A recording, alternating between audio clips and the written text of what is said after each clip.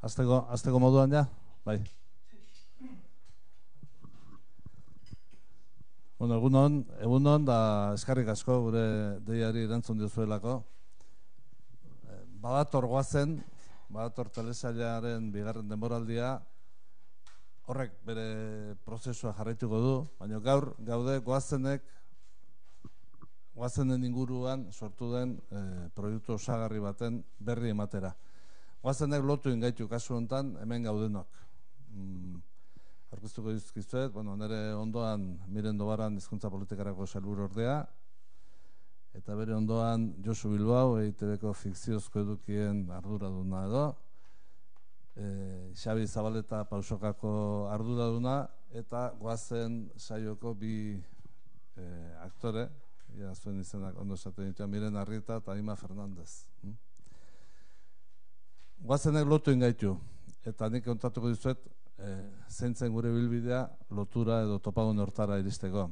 Aldundia, badakizue, etorkizunarek izen txapelpean ari zen bultzatzen hainbat esperimentazio, eta esperimentazioetako bat zan ikusentzunezkoen konsumoan, euskerazko ikusentzunezkoen konsumoaren gainean, kezka da badokagulako, gazteengan konsumo hori txikia delako eta ari ginen bilatzen konsumo hori haunditzeko formulen bila.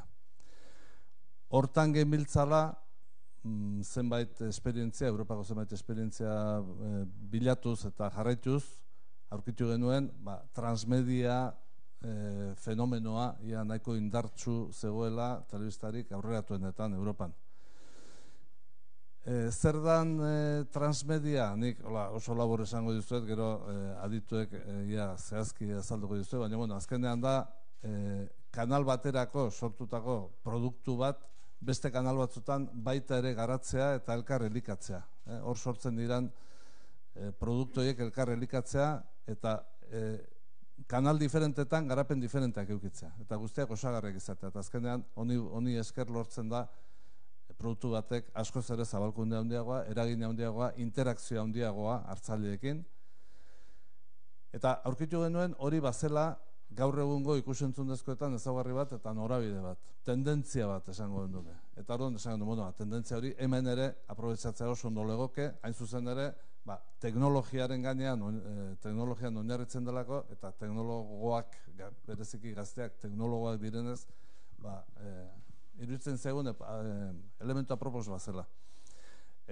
Jakin genuen jaurlaritza, harreman oso sarria eta hurbila daukagolako, jakin genuen jaurlaritzak ere zerbait bazuela buruan, joan ginen jaurlaritzara, berehala jarri ginen ados gai honetan, orduan joan ginen ETB-ra, horretik jarri gara orduan honetan, orduan joan ginen ETB-ra, eta esan ginen, eta pausokara, eta esan ginen, aukera hau dago, nola ikusten duzue, hau gazteni aplikatzen, zuzen ere, berez arrakasta baduen produktu baten arrakasta areagotzeko bide bat eta bere eragina haunditzeko aukera bazan.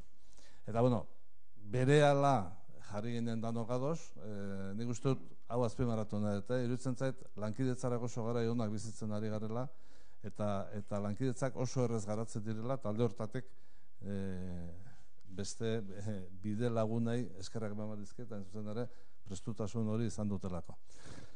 Kontua da, hor bide bat dugu eta gaur orkesten duguna da horren emaitza.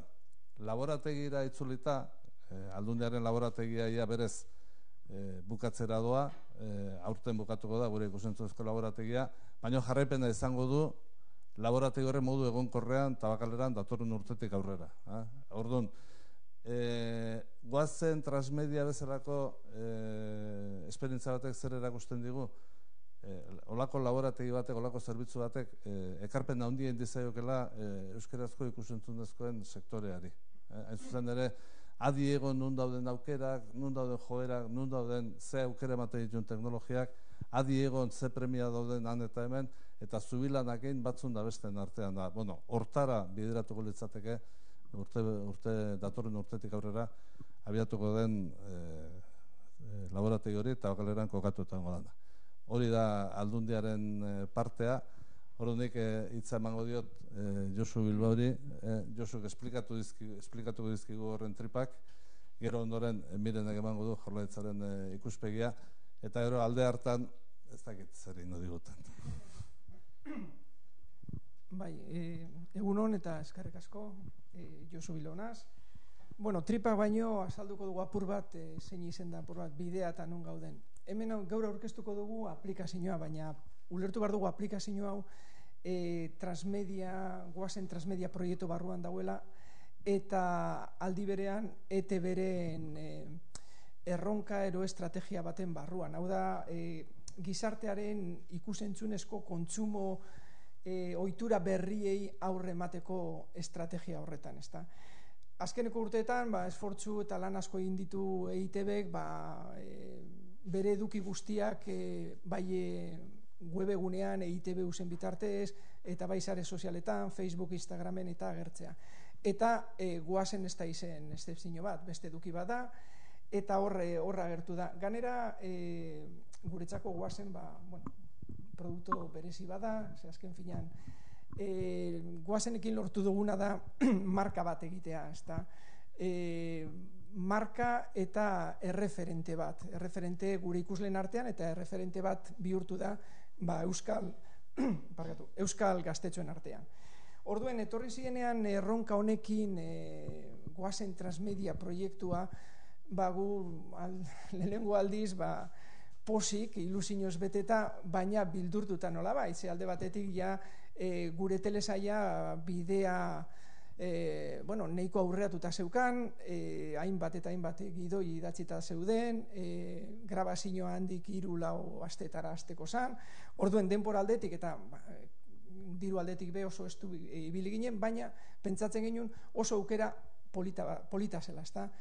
Marka hor zegoen, goazen marka oso marka indartsua, eta gu orain arte eskainitako zeozer gehiago eskaintzeko aukera bat emate oskun. Ez bakarrik eduki bera, Irizar jaunak esan duen moduen, eduki bera leku desberdinetan jartzeko, baizik eta lantzeko eduki gehiago, eta hortaz hasi ginen lehenengo erreflexio batzuk eitzeko, ez da, gero, lehenengo erreflexioak zeintzu ziren, argi zeoen hurbildu behar ginela gazteen gana. Ikusi behar ginen gazteak nun zeuden, eta beraien gana hurbildu eta haien hizkuntza nolabait berba egin.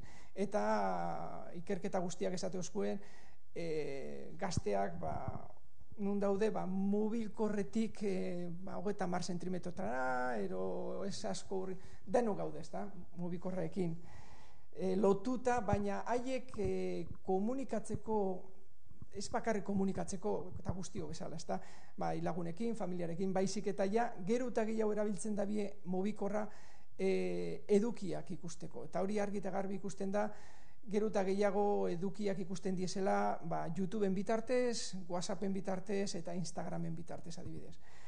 Orduen, reflexio hori egin eta gero, nolabait gure konklusioa izen zen, zozer gehiago, zozer berriagoa eskaintzea, eta hortik sortu zen ideia aplikazio bat egitea.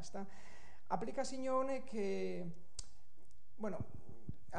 transmedia barruan dago eta transmedia gure helburuak argi ziren, gure unibertsoa, goazen unibertsoa eta goazen marka bultzatu egin bar zuela, sendotu egin bar zuela, eta bestalde batetik ikasturte osoan zehar bizirik, lagundu behar dozkula ikasturte osoan bizirik mantentzea marka hau eta unibertso hau, ez bakarrik 13 aste horietan nun telesaia bizirik dagoena.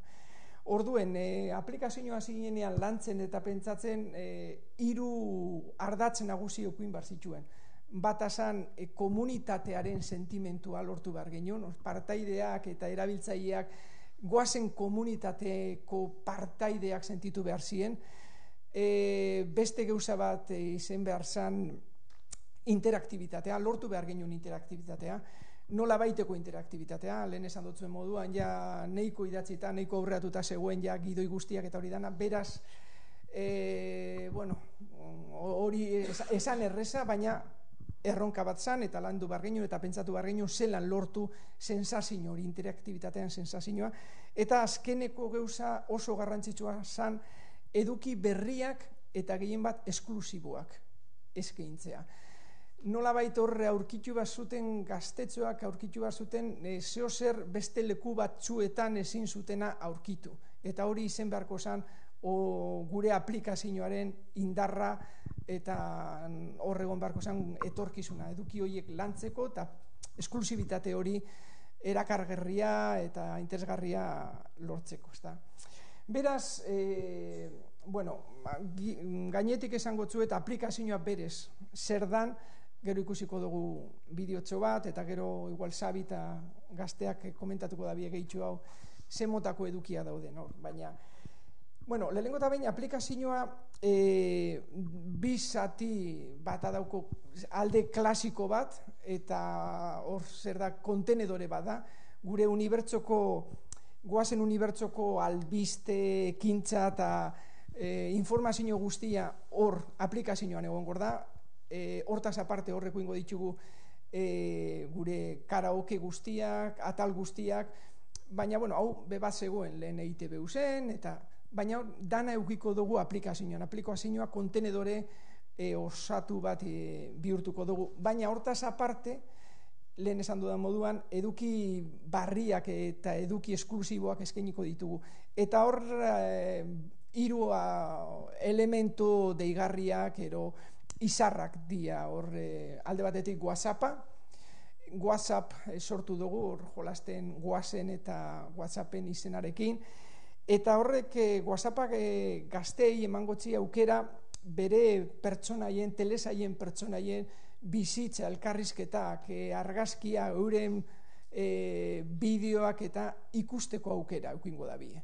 Gure aplikazioaren bitartez eta WhatsAppen bitartez. Jarraituko dabie euren bizitza eta ganera hor bizitza paralelo bat nolabait sortuko dugu. Gero, igual, Xabi komentatuko esko apur bat, baina historia da ez geratzea, goazen ez geratzea telesaian bakarrik, baizik eta telesaitik kanpora hainmaz bida. Jarraitzen dute hitz egiten, eskatia bialtzen bideoa, bere kuxumuxu historitxoak eta olako gauzak, eta uste dugu hori gazteak ez tabi eukiko aukeraik erantzuteko, parte hartzeko WhatsApp horretan, baina bai uste dugu sentituko diezela partaideak jarraitzeakoan, elkarrizketa hori jarraitzeakoan eta bideo hori jarraitzeakoan, eta gero beraiek parteatuko dute bere lagunekin, bere WhatsAppen bitartez eta bar. Gero beste sekzio bat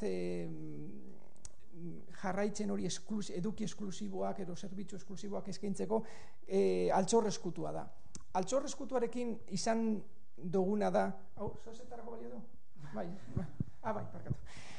Altxorreskutuarekin nahi izan duguna da bi gauza. Bata, zubi bat telesaia eta aplikazioen artean zubi bat zabaltzea, eta telebistako ikusleak sarituak sentitzea. Orduen, altxorreskutua atal bakoitza bukatzen denean, hor agertuko da kode bat, zenbaki batzuekin altxorreskutuko sekziora joeten bagara eta sartzen baditugu kode zenbaki horiek, aukera eukiko dugu eduki berri bat ikusteko. Beste edozein tokitan ezin izango duguna momentuz ikusi. Beraz, honekin nahi duguna da gaztei esan, lehenengo gauza da ostiralero, beratxiretan, telebista aurrean egotea, telesaia ikustea, eta horren ostean sari bat ekuiko dozue. Sari hori izango da kode bat, kode horren bitartez aukera eukiko zue eduki berezi batzuk ikusteko, eta gero, azalduko zue apur bat ze eduki mota izango dizen horrek. Orduen daukagu WhatsAppa, nolabait zerbitzu hori hemen bakarrik jarraitzeko aukera izango dugu, aplikazioan, eukiko dugu altxorreskutua, nun kode baten bitartez aukera izango dute eduki beste leku baten ezin diezen edukiak ikustea, eta gero bebai ekuingo ditugu beste hainbat albiste desberdinak, ez da gu deitu txagu Basakabi News, nun momentuz zuzen izango da idazten duena zer gertatzen nahi da Basakabin, nundik nora nor datorren, zer gertatu dan, ikusiko dugu zer. Eta gero hortik bai daukagu beste gauzatxo bat, espioia ditu hotzagula, altxor eskutuarekin lotuta egongo dala, eta, espioi motako bat sartu dugu basakabin, hor backstage-en historiak ikusteko, grabatzeko, eta gero aplikazioen bitartez eskaintzeko. Orduen, hau da apur bat, nik uste garrantzitsuena, nagusiena, berriena, eta gure bauzu orain ikusiko dugu promoa, egin dugun promoa hau aplikazio bultzatzeko, eta gero hemen Xabi Zabaleta eta neskek azalduko esku apur bat, ze eduki mota nahi duten hor jarriera. Bale. Hemen da itxaroten ari zinen aplikazio berria, Goazen Apa. Zure telesail gogokoenaz gozatzeko aukera aparta. Go WhatsApp mezularitza zerbitzu esklusiboa, karaokea, altxor ezkutua eta beste eduki guai askorekin. Goazen Apa, eskuratzazu lehenbailen.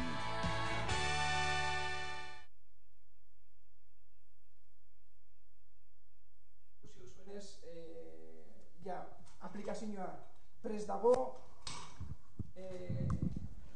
store desberdin Android eta iOS-en listo dago, deskargatzeko, eta App Store-era, eta ondo doa, eta doakoa da, hori da, ez da zer ordainu behar, eta, mire.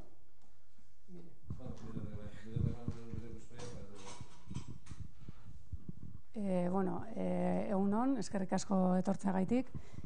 Mikelek esan duen moduan, Jaurlaritzan proiektu honen berri izan gendunean, Mikelengandik da berehala egin gendun, apostu sendoa. Alde batetik, Goazenen marka, zegoelako barruan, eta Goazen, sendotutako marka bada, gure ume eta gazteen artean. Nik uste dugu Goazenekin lortu dugula beste referente batzuk, ezta? Euskarazko beste referente batzuk izatea gazteentzako, orain ez da bakarrik Taylor Swift eta Justin Bieber, hori oso garrantzitsua da euskararentzako, eta olatu hori aprobetxatu behar gendun eta gainera jauzi bat egin ingurune digitalera, ez da? Hemen esan dan moduan, gure ume eta gazteak, uste dut 9 urterekin mugikor bat daukatela, smartphone bat daukate, eta hor da biz, orduan, euskerak hor egon beharra dauka. Gure gazteak eta aurrak eleanitzak dira, eta euskeraz produkturik ez badaukate, ez dute inolako arazorik ingelesez edo gazteleraz bere gustoko produktu eta egitasmoak kontsumitzeko. Honekin ikusi dugu aukera paregabea daukagula, ingurune digital hori euskalduntzeko, Jaurlaritzaren eta hemengo erakunden helburua hori da, ez da? Esaten dugunean, euskaren erabilera sustatu behar dela eta berez ez da etorriko.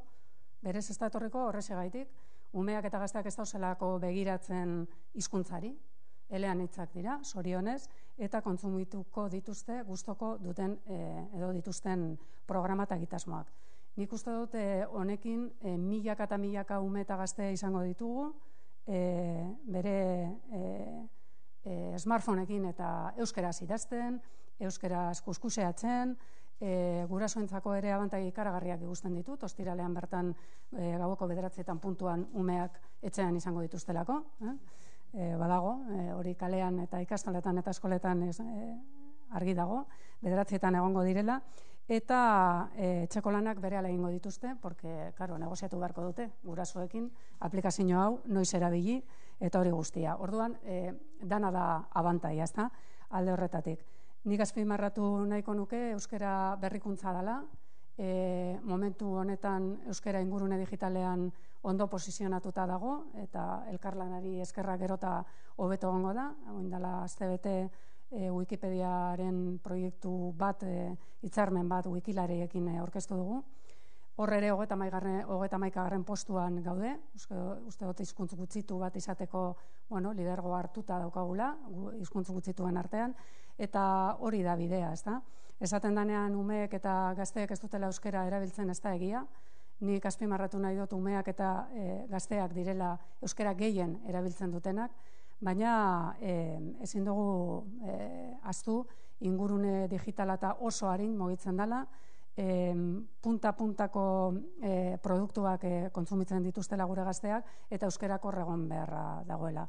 Formula magikoa hori da, elkarlana, gure artean, erakundeen artean, eta euskalgintzaren artean, eta, bide horretatik seguru ondo goazela. Orduan, ostiralean danak lehenengo kapituloa ikustera, eta animo ume eta gaztei.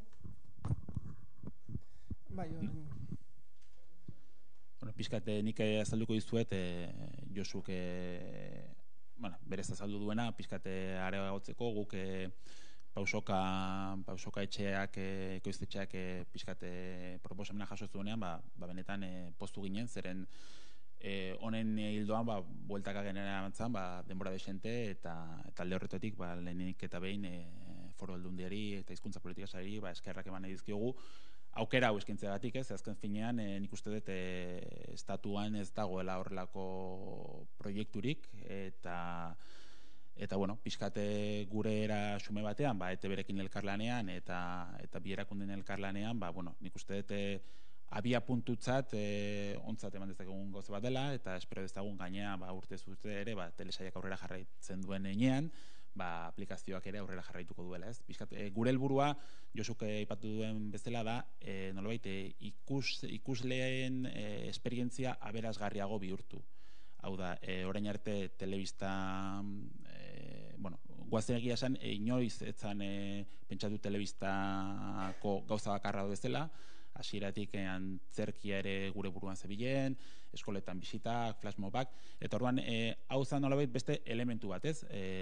Internetera jauzi ematea, eta esperientzia aberasgarriago egin. Eta esperientzia aberasgarriago nola egin, askotan umeek, gazteek egiten dizkiguten galderei erantzuna emanez. Eta pixkate aplikazioa hortik sortu dugu, ez? Askotan topatzen ginean, galdetzen ziguten aurten ze aktore egongo dira, eta egongo dira persona jau, eta zergatik, ikusi eta argazkian ez dago, edo ez dago bestea, badago ez dator, hemen badukagu erabat, hori fikzioan integratzeko. Orduan, telesailean 13 atal izango dira, eta telesailean gauza batzuk gertatuko dira. Baina aplikazioan beste hainbat gauza gertatuko dira, eta komplementagarriak izango dira, eta hori dena WhatsApp talde horretan bizial izango dugu, ez? Azkenean, guk egin deguna da, WhatsApp talde bat sortu, telesaileko pertsonaiekin, hau da ez aktorekin, baizik eta pertsonaiek idatziko dute, pertsonaiek interaktuatuko dute, baina ez aurtengo denboraldian parte hartzen dutenek bakarrik, baizik eta aurreko denboraldian ere gurekin egon zirenek ere. Eta era hontan, gure jarraitzaileek beste historio paralelo batzuk bizial izango dituzte. Lehen aste hontan, martxan dago jada, basakabira sartu aurretik gertatzen diren gauzak, eta gero telesaia hasiko denean, telebistan ikusten dituzten gauzak, edo gauzek ondorioak edukiko dituzte, eta aplikazioan islatuko da, eta behin udalekoa amaituta ere, personaien eguneroko bizitza nolakoa izango den, erakutsiko du WhatsApp konversazio horrek. Hemen dago, hemen ditugu bi aktore, Miren Arrietak Aneren papera egiten du, Ima Fernandezek Desiren papera egiten du, eta biek nolabait erakusten dute guazenen dauden bi pertsonaia mota. Miren ikaslea da, Ane ikaslea da, Desi aurten irakasle moduan etorriko da. Bakoitzak bere eremua edukiko du. Anek WhatsApp taldean parte hartuko du, Inmak, Desik Basakabi Newsen parte hartuko du. Horren pixkate Mirenek azalduko digu zer motako elkarrizketak izango dituzten WhatsApp taldean, eta Inmak azalduko dugu pixkat Basakabi News zuzenek asmatu duen prentsa buletinan nolakoa izango den. Kaixo, egunon. Hori, Xabi komentatu duen bezala, azken baten umeek, aplikazioa deskargatzen duten umeek, eukiko dute aukera ikusteko gu pertsonaiak nola egean prestatzen udalekura juteko. Aldi berean, hori, bera komentatu duen bezala, dago Basakabi News horretan, zuzenek adibidez dagoeneko jarri du berri bat esaten duna udalekura ez dula jarriko autobusik juteko. Ta jun barko gerala gure gurasoekin, orduan baina hori islatzen da gure WhatsApp taldean, da hasiko gara komentatzen, baziru itzen zegu, hartu jun barko gera gurasoekin, eta dolako gauzak. Claro.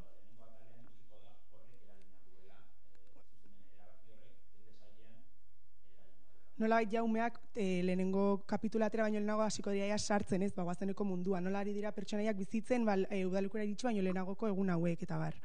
Eta gero aldi berean, hori udalekuan gaudenean, eta lehenengo kapituluaren ondoren, hori, han jungo gera, udalekuan gertatzen ari diren gauzak eta komentatzen gure artean, eta aldi berean, aurten udalekura etorri ez diren pertsonai horiek nola ari dira bizitzen, ez etorri ez izana, azken baten hor gure arteko elkarrizketak eta ikusteko aukera gongo da. Bai udaleku barruan gaudenenak eta bai kanpoan aurten etortzeko aukera izan ez dutenen arteko bizipenak eta. Kaixo, egunon. Bueno, Xabik esan duen moduan, alde batetik WhatsAppa egongo da, hor aurreta gazteek ikusi ahal izango dute gazteen arteko txutxumutxuak eta, bueno, zenbait gauza. Eta beste alde batetik, helduak ere gure tartetxoa eukiko dugu aplikazioan eta izango da Basakabi News.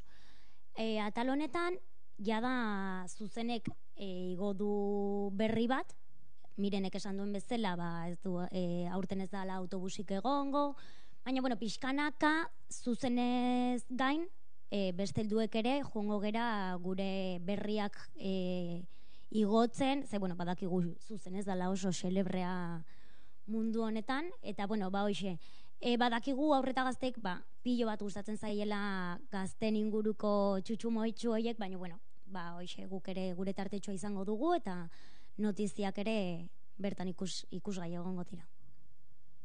Gero, transmedia elementu honekin jolastuz, badaude momentuak, non adibidez, telesailean personaia batek argazki bat aterako du bere mugikorrarekin, eta partekatuko du lagunen WhatsApp taldean. Gure aplikazioan, WhatsApp talde horretan argazki hori jaso ahal izango dute gure jarraitzaileek. Hau da, holako elementuak txertatuko ditugu gure aplikazioan, nolabait transmedia mundu horretan sartu izateko, ez?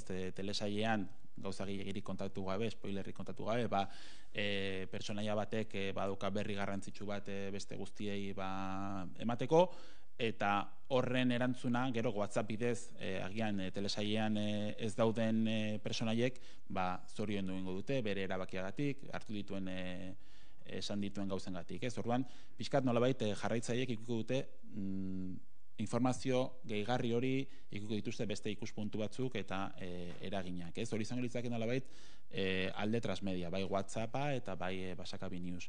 Beste alde batetik, Josuk esan duen bezala, karaokeak ikuko ditugu, eta gainera batzutan aplikazioan karaokean datorren ataleko abestiren bat aurreratuko dugu. Eskuragai dago, lehenengo atalean, gaina Mirenek ederki antzeztu eta abesten duen ispilu aurrean abestiaren bertsioa aplikazioan sartuz gero ikusgai dago, ostiralean lehenengo atalean azalduko da, baina aplikazioko erabiltzaileek nahi izanez gero eskura daukate, ez? Ikusten genuelako, askotan kaleretik ibiltzen ginen eta ikusten genitun adin ezberdinetako neska eta mutilak guazeneko abestiak abesten edo koreografiak egiten, batez ere hori larun batetan ikusten genuen. Eta zen, polita litzake, mobilan bertan eukiko alute, YouTubera joan beharrean edo, hor ekosistema bat sortu, eta orduan hortxe eskuragai dituzte, bai aurreko urteetako atalak, eta bai karaokeak. Eta batzutan gainera ez bakarrik ikusi dituzten karaokeak, baizik eta ikusiko dituzten abestiak eskuragai egongo dira. Eta oraingoz azken atalaz, hau asmoa da ere aplikazio ere eguneratzen jutea eta tal berriak sartzen jutea, izango litzake altxorreskutua. Altxorreskutua hau ere nolabait esperientzia aberasgarriago bihurtzearen aldekoa da. Orduan, askotan galdetzen dizkiguten gauzei erantzuna eman nahi izan diegu. Askotan, ziurrenik gehienetan galdetzen digutena da, baina eta beraiek abesten dute? Bai, beraiek abesten dute. Orduan, altxorreskutu honetan, aukera egongo da ikusteko nola grabatzen dituzten eurek abestiak, nola grabatzen ditugun guk koreografiak, edo toma faltsuak, edo nola bizi duten eurek, beste galdera oso ohiko bat da. Eta euren artean lagunak dira, edo gero, ikusten nahiko lagunak zeratela, ez? Ikusi ahal izango dira, olako gauzatxoak, ez? Hau da, askotan guk jaso izan ditugun galderak, hor erakutsi nahi izan ditugu. Orduan lan hartu dugu, grabatu, kamararen atzetik pasatzen diren gauzak grabatuko ditugu, eta beste era batean erakutsiko dugu. Eta askotan, ikusiko dugu ere, aktoreek, adibidez, atxeen aldietan, besten jarraitzen dutela, edo benetan telesaia grabatzerako orduan lan asko dagoela atzetik eta entseguak daudela, eta horrelako gauzak. Asmoa da horrelako gauzak erakustea eta ikustea euskera gainea ez dela bakarrik telesaian asaltzen, baizik eta kameran atzean ere euskeraz bizitzen dela, eta euskeraz bizi direla, eta pixkat hori da, sentsazio hori aberasgarriago egitearen. Orduan, ostiraletan atala amaitu eta berehala, aktore hauek eta beste batzuk eskerrak emango dizkiete ikuslei, atala ikusteagatik, kode bat eman, eta kode horrekin altxor eskutua ikusi ahal izango da, ostiralean bertan. Normaleki 3 minutu inguruko bideo bat izango da. Eta ez hori bakarrik astean zehar, gero asteazkenean edo, Basakabiko espiak beste bideo bat erakutsiko dugu, beste txutxumutxuekin, edo beste toma faltsuekin, edo beste historiekin. Orduan, helburua da pixkat, hori, askotan ikusleek egiten dizkiguten galderak, hor erakustea eta era divertigarri eta dinamiko batean. Beste gauza bat, kontutan eduki dugu ere, gure ikusleetako askok ez dutela oraindik mugikorrik edukiko, eta ziurrenik gurasoek jaitsi beharko dutela aplikazioa, eta orduan, adibidez WhatsAppeko mezuak egunero egongo dira, baina guk atxaldeko 7 edo jarriko ditugu, ez degulako nahi inork eskolan mobilarekin zea, eta ez dugu nahi ere gurasoa lanean egon, eta hemen daukat mobila, pam, mezuekin. Orduan, atxaldeko 7 erabaki dugu, ja danak etxean daudenean edo, horrela ere seme alabek mobila, aita edo amari eskatu nahi badiote, ordu hortan izan da dila, gauza laburra izango da, eta altxorrezkutua ere, atalaren justo ondoren eskainiko da, eta espia ere olako ordu batean izango da, hori batez ere pentsatzen askotan gure ikuslearen parte batek ez duela mobilik edukiko.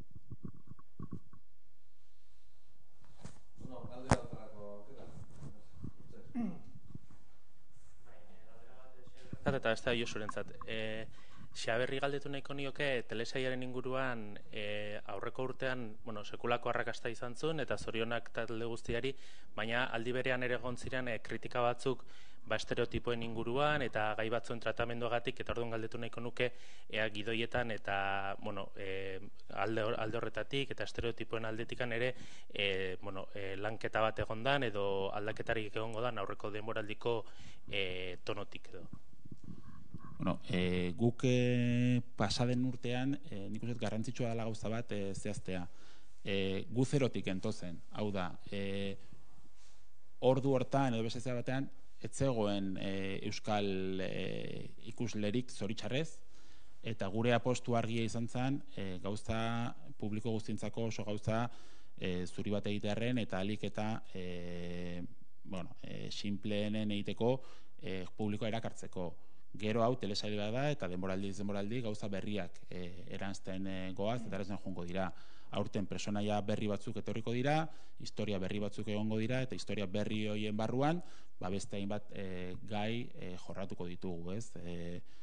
Orduan nik uste dut ideia dela telesailak gero eta aberasgarriago egitea atal guztietan, ez bakarrik estereotipoen aldetik, eta musikan aldetik, hasieran lehenengo denboraldian dana oso abesti ezagunak ziren, orain pixkanaka beste abesti berriak sartzen ditugu, baina guk bai pentsatzen genuen lehenengo denboraldian oso gauza oinarrizko batera joan behar genuela alik eta publiko zabalena erakartzeko. Eta gero hasiko garela pixkat publiko hori gehiago lantzen edo gauza berriak sortzen, baina hasiera batean zerotik hasten ginen neurrian behar genuela oso gauza zabal bat egin eta gero personaia berriak edo historia berriak sortu. Eta gero ez bakarrik personaia berriak, guretzako oso garrantzitsua da, genituen personaje askok badituztela historia gehiago kontatzeko, da guk 10 atal baino ez genituen euki. Ezin duguna da 10 ataletan personaje guztien gauza guztiak kontatu, ez? Eta orduan aurten abiez ikusiko da, pasaden urteko personai batek oso garapen berezi bat eukiko du, bere historia ezberdin bat eukiko du, bazegoela lehen urtean, baina etzan kontatu, eta aurten kontatuko da, eta horrela ere beste elementu batzuk sortuko ditugu, ez? Aurten aurreko urtearekin alderatuta trama gehiago edo trama nagusi gehiago daude, pasaden urtean gure aposu izan zen trama nagusi bat euki eta hori izan zedila hildoa, pentsatzen genuelako gauza hori oso simple bat izan eta agian personaje gutxi batzuk indartu behar genituela, eta aurten ordea apostua da, pizkan esaten zuen bezala, trama gehiago zabaldu, eta trama gehiago zabaltzen ditugun heinean, gai ezberdinak jorratzen joango gara, ez? Ez dakitia esan zegoen, datorren urteari begira ere lehen bilerak eduki ditugu, eta datorren urteari begira, beste gai batzuk, hau da, helburua da pixkat ere, urtero, 2-3 gai ezberdin telesailean sartu, ez? Eta ezin duguna da, iruditzen zaiguna da, 20 mezu sartu, eta azkenean badakigu batzuk kanpoan geldituko direla, eta kritikak badaude, nik uste kritika batzuk egon direla, baina askoz mezu positibo gehiago egon direla, ez? Batez ere lortu degulako, orain arte, horret zeuden ume eta gazteak gure ekarri, eta oso zaila da, eta gaina euskeraz, eta ikusten dituzu, nola dauden, ez? Orduan nik uste dut hori lehenengo urrats bat dela, eta lehenengo urrats moduan hartu behar dela, ez? Askotan, kritikatzerako orduan astutzen zaigula ere, zerotik entozela. Hau da, nik uste dut zoritxarrez, ez dagoela ere kriston normalizazio puntu batean, ze ikusentzunezkoan hor, ez genuen beste zerrez, guk uste lortu dugula nolabaiteko marka bat sortu, eta hori marka hori sendotzea da, eta marka horri beste trama batzuk eta beste eredu batzuk gehituko zaizkio noski. Eta Josuri galdera, urriaren amaieran gaude eta jakin nahiko nuke ikasturte honetan, udan grabatu zangoa zen, eta denon desioa litzateke, eta ala nahiko genuke guk etxean ikusten dugulako goazen, datorren urteko udan ere grabatzea tal berriak goazenak, baina ikasturte honetan urritik ekainera edo grabatuko tedan beste fikziorik, beste telesailik ete berentzat. Ez da grabatuko gogoa bai, baina uste aurrekontu aldetik eta ez dala posible beste fikzio bati frente egitea. Behintzat 2018an ez dut uste. Beste gauza bat da, hasiko garela, posible dala, astea lantzen historiak, baina ez produkzioan sartzen, ez dut uste. Laburra izen da nire.